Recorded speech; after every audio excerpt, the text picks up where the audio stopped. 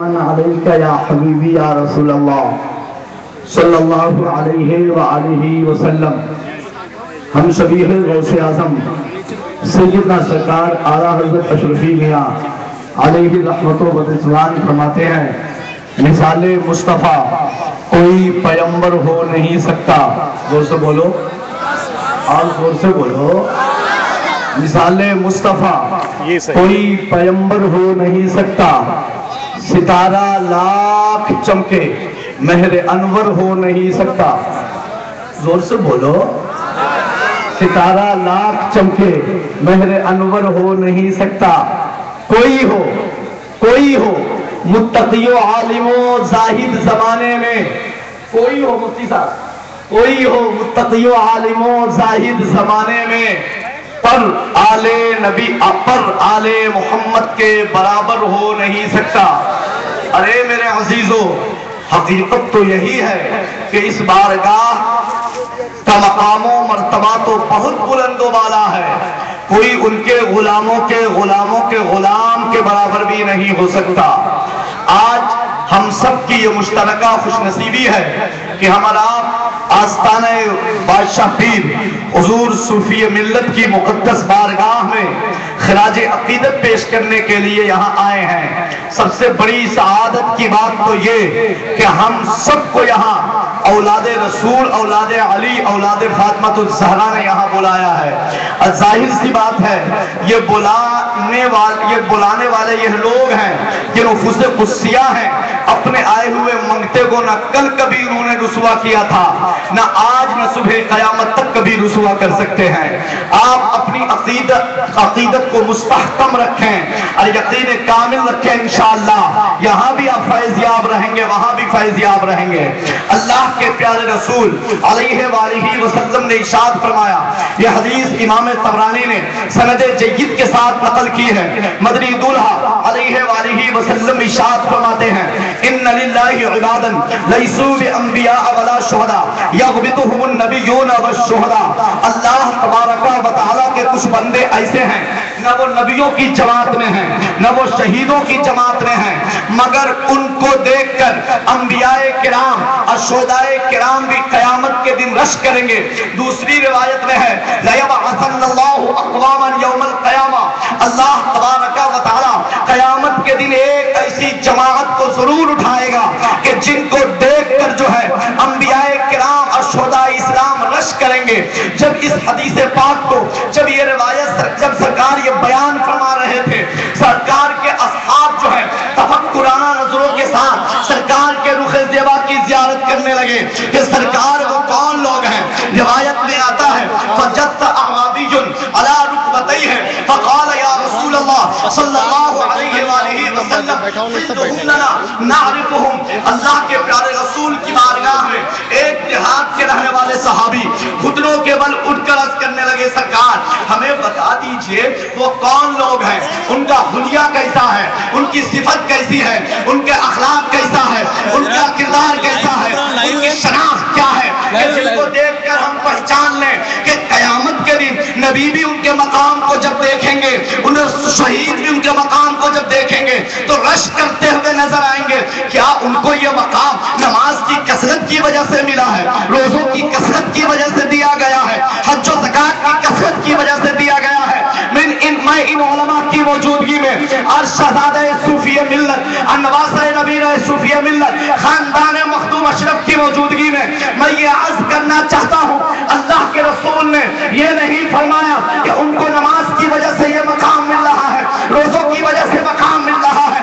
سرکار فرماتے ہیں ہم قوم، سرکار فرماتے ہیں ہم قوم لم تصل بینہم ارحام متقاربۃ بین الناس من دوسری روایت میں ہے ونوازع القبائل من قبائل شتى وبلاد شتى تحابوا فی اللہ وتصافوا فیہ وتزاوروا فیہ وتواصلوا فیہ وتزاوروا فیہ یدع اللہ لهم منابر من نور فیجلسون علیہا وان ثیابهم لنور ووجوہهم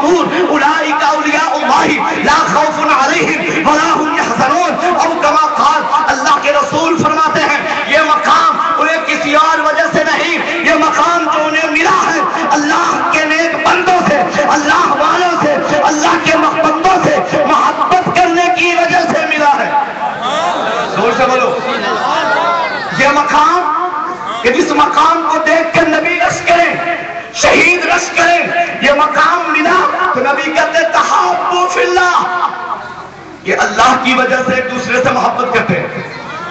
وتصافوا فی، ملے تو اللہ کی وجہ سے، خرچ کرے کسی پہ تو اللہ کی وجہ سے، کہیں جائیں تو اللہ کی وجہ سے.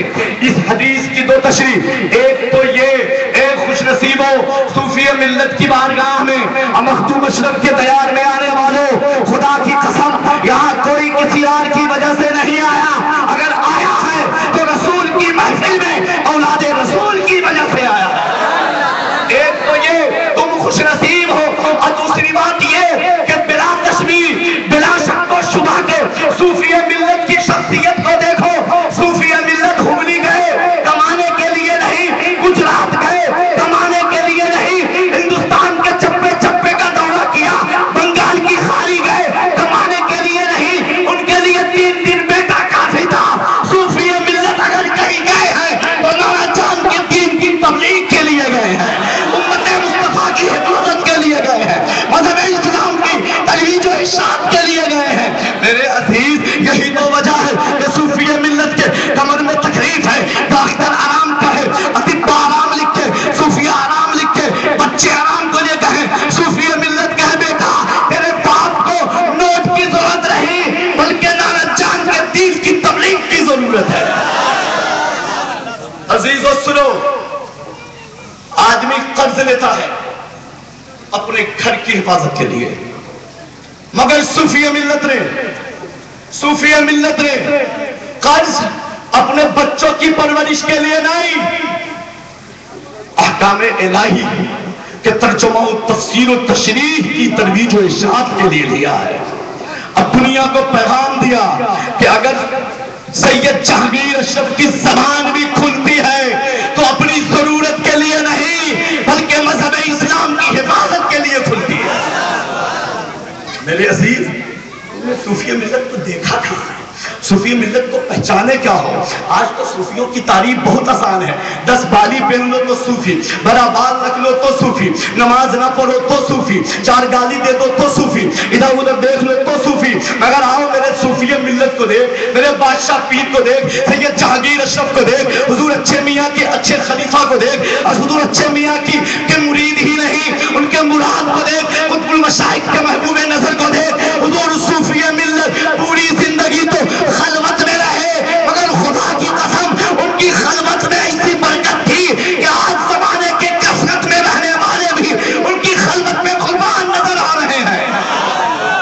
میرے عزیزو حضور صوفی آج لوگ کہتے ہیں آؤ حضرت صوفیوں کے امام سید الاصفیاء حضرت امام سبری سختی سے کسی نے حضرت سبری سختی سے ایک نوجوان نے پوچھا کہ حضور یہ بتائیے آپ کے نزدیک صوفی کسے کہتے ہیں، آپ کے نزدیک سب صوفیت کی تعریف کیا ہے، صوفی لوگوں کا مقام کیا ہے، صوفی لوگ کہتے کیا ہے. حضرت سبری سختی فرماتے ہیں ان وجدنا شکرنا و ان فقدنا صبرنا، کہ اگر ہمیں کچھ مل جاتا ہے، اگر ہمیں کچھ مل جاتا ہے تو ہم اس پہ شکر ادا کرتے ہیں، اور اگر جو ہے ہمیں نہیں ملتا ہے تو ہم اسے نہ ملنے پر جو ہے ہم صبر کر لیا کرتے ہیں. جیسے ہی اس جملے کو سننے کے بعد جو ہے سننے کے بعد بلخ کے اس نوجوان نے حضرت امام سبری سختی سے کہا یہ حال تو ہمارے بلخ کے کتوں کا بھی ہے. غور سے سنو کہ اگر مل جائے تو شکر ادا کر لے، نہ ملے تو صبر کر لے. صوفیوں کی اس میں کون سی تخصیص ہے، صوفیوں کی کون سی فضیلت ہے؟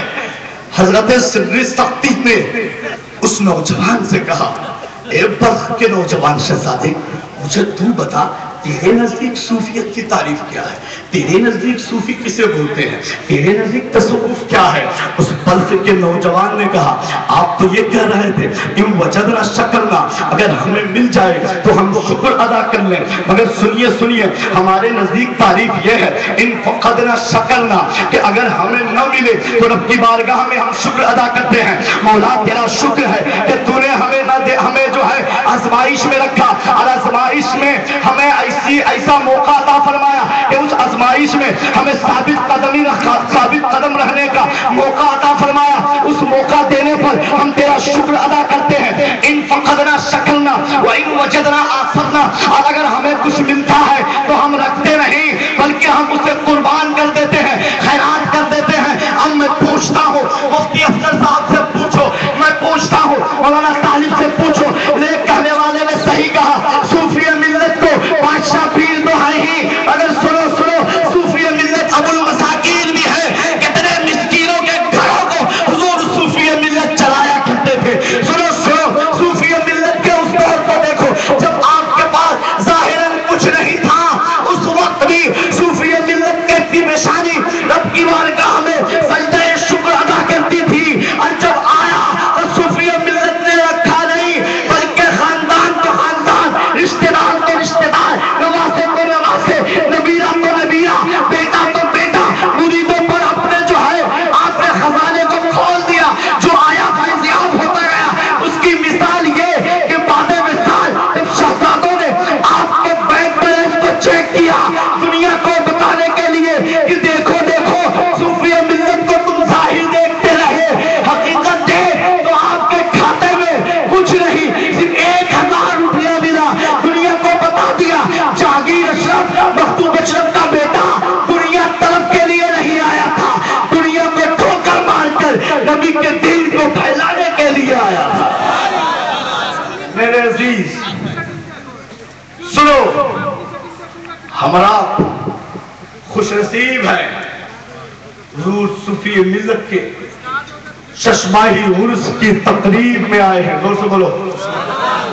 اور کم خوش بختی ہے, لوگ جنگل نہیں شہر پکڑتے ہیں مشہور ہونے کے لیے. بولو پکڑتے نہیں بولتے.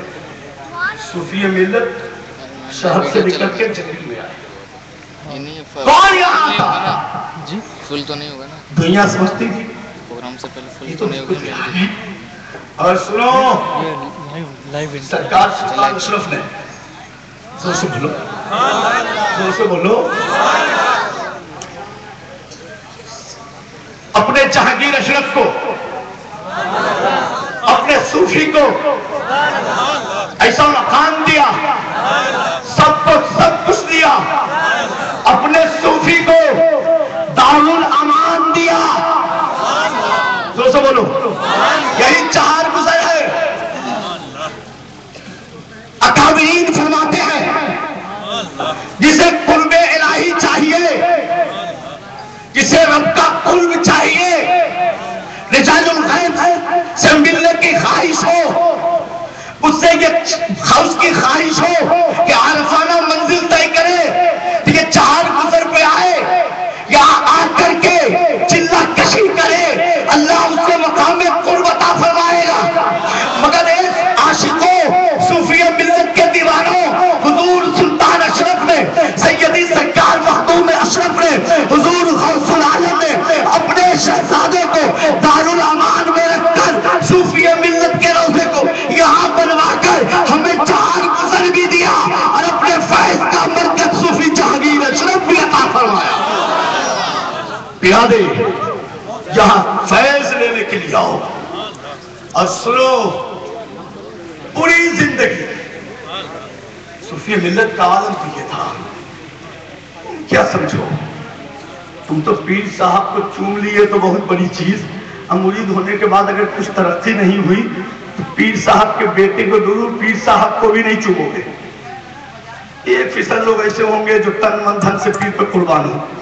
آؤ میرے صوفی ملت کو دیکھ, تو سمجھو میرے صوفی ملت بیماری کی عادت ہے, ضعف و نقصان کی عادت